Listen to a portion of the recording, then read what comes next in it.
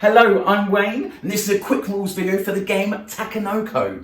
It plays 2 to 4 players, and it plays in around 45 minutes. Let's go.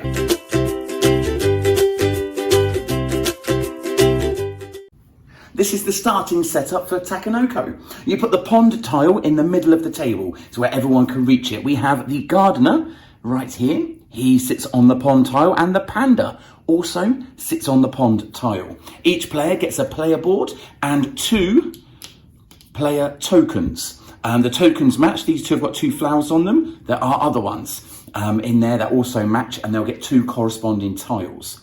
Each player gets a hand of cards. These are gardener cards, these are land cards, and these are panda cards. You can see they've got different figures on them. Each player gets 1 of each to start their hand, to start their game. So 3 cards per player to start the game. The player cards, these are your objectives for the game. So every single person will get different objectives that they need to complete. A land card might give you something like this. So you need to create 3 grasslands in a row like this that are also all irrigated as well. So they've all got a water supply with a water droplet there, and that's worth 2 points.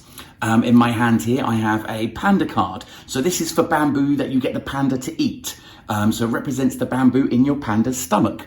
So this is 2 of the pink bamboo. If you're able to collect 2 pink bamboo into the panda's stomach, which is on your player board just here, you'll collect the bamboo just there.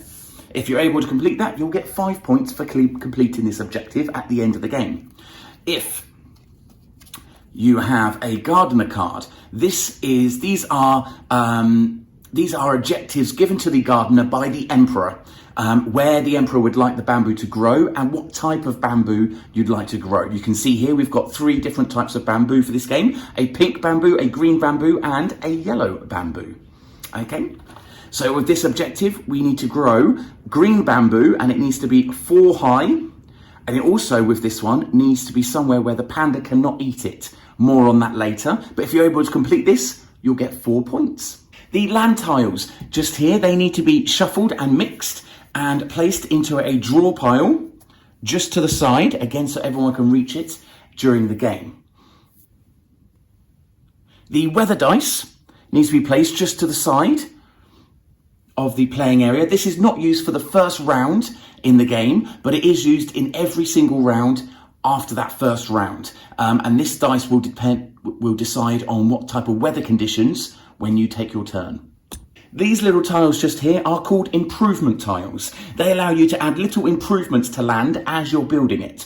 So they'll allow you to add extra water to your land if you need to. You will have these little tiles are called fertilizer tiles that allow you to fertilize the land better, and you'll grow even more bamboo in a shorter space of time. These ones you can see have a panda on them and a little cross going through it. Okay, these will stop the panda from eating the bamboo on a specific land tile. These are also included on some of the land tiles as well. And lastly, you will need a little pile of water. These are irrigation channels. These represent irrigation channels. Again, you'll need a pile of these for a resource for everybody to use during the game. They are a very finite resource. There's not very many of them, so grab them as you can. Okay. I think that's everything. Let's play. In Takenoko, the tallest person goes first. Normally, you'd keep your hand to yourself and keep it secret so nobody knows what everybody's objectives are. For the video, I'm going to show you my objectives down here. I showed you them briefly earlier, but you can see them just here. Every player gets a player board during the game as well. For the first round, we're not going to use the weather dice for the first round. That comes in afterwards at later rounds. So for my first turn, I have a few different options of what I can do. I can lay a land tile. To do that, I take the top 3 tiles, and again, I'll keep this to myself, but I look at them and have a look and see what I need out of these land tiles compared to what's on my objectives down here. As you can see, I actually do need a green tile. I do need some green land, so I can actually take this green land and just place it right next to the pond like that. Okay? Very, very simple. For your first few goes, it gets very simple. Now you'll notice on this land tile, it does already have a fertilized marker. That means this land is fertilized, which is going to grow even more bamboo. The extra land tiles, go back to the bottom of the draw pile, and we can place some bamboo there. Now for the first round, every single tile you lay has to touch the pond. So you have to go round in a circle for the first round or so. You pretty much want to go round. When you lay new tiles, they have to either touch the pond on one edge, or they have to touch two edges like this, okay? So you can put one here, one here. You couldn't lay this tile, for instance, over here, okay? That's not allowed. But you can place this one if you want here, and that is it. That is the only rules with regards to placing tiles. They've got to place against two edges, or they can touch a single edge of the pond, okay? Eventually, obviously, there won't be any single edges of the pond left to touch. Okay, so let's place some bamboo. Now, because this is touching the pond, it's considered that it's irrigated already and there's water on it. Because it's fertilized, it means you lay an extra bamboo piece. So normally there'd only be one, but because it's fertilized, we're going to place two. Okay, so other options I have for my first turn would be to take a irrigation channel, a piece of water, and lay it. Now at the moment we've only got two tiles down, so there's not really anywhere for me to lay this. So what I've got instead is a lovely bank on my player piece just here, and I can actually just keep that in my bank and use that later in the game. There's no limit to how many irrigation pieces you can keep in your bank. Another option I have is to move the farmer. Later in the game, you can move him in straight lines as much as you like. And wherever you lay the farmer, bamboo grows. So you'll put some bamboo down then. For the panda, the same movement. You can move the panda. Again, you can move him in straight lines. We are going to cover this in more depth. And where the panda sits, he eats the bamboo. If there's any bamboo there, he will eat one piece of bamboo. So if I was to move him here, he would eat one piece of bamboo. That bamboo goes into my panda's stomach on my playing card. The very last action I can do is take one of these cards up here. So I can take the purple one, a blue one, or the orange-red cards. Okay, and this is the farmer card, the land card, or a panda card. Those are the actions available to me. On your first round turn, you'll only do two actions. So I've already laid a tile. Let's put that bamboo back for now.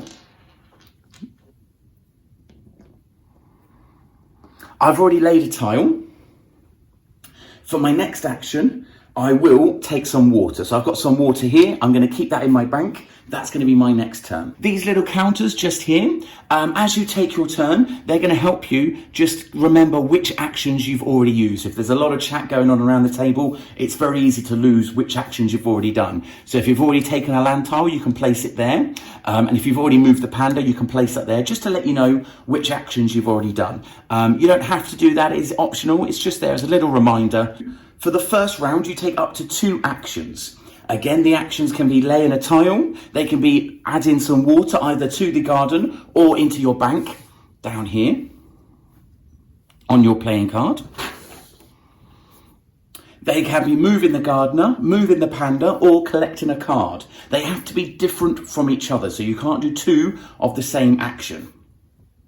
Round two, now we can see we've played a little bit further. On round two, you start to use this weather dice.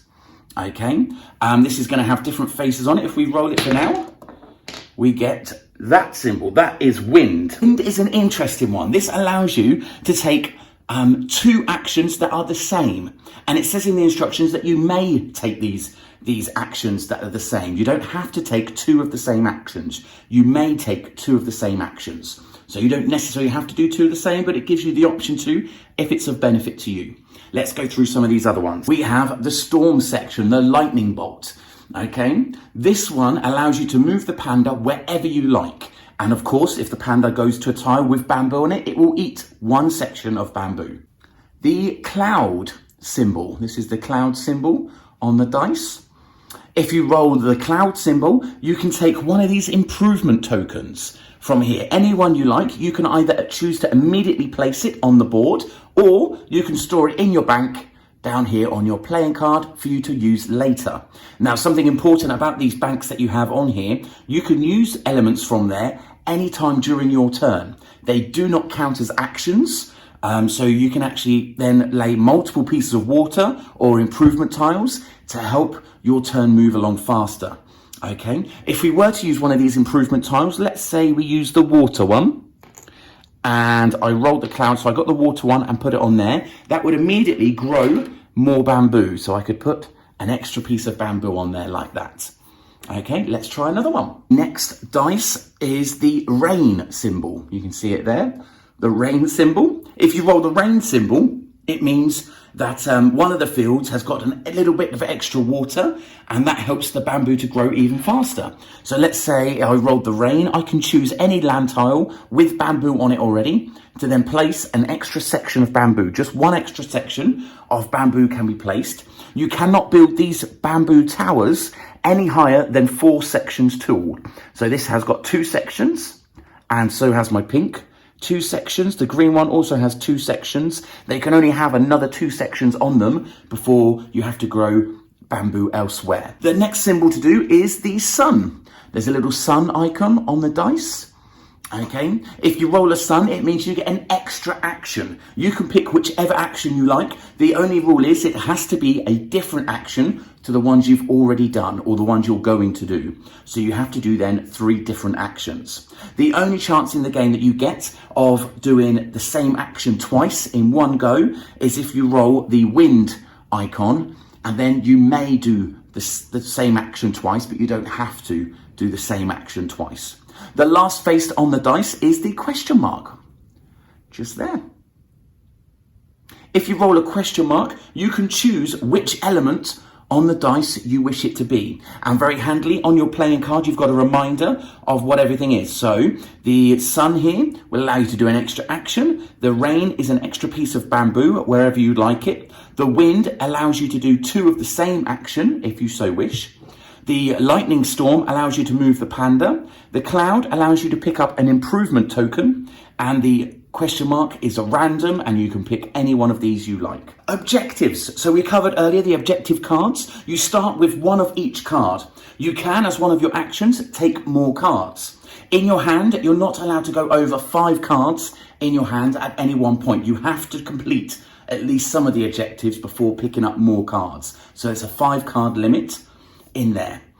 When you complete an objective, let's say I moved the panda here for 1 turn and I had this bamboo. I then took some water and irrigated this for my turn. Okay, this is how you lay the irrigation channels. This then would irrigate both the pink and that green bamboo there. So the pink would get 1 extra piece of bamboo. Now this green one is also fertilized. So that gets 2 pieces of bamboo. Just there.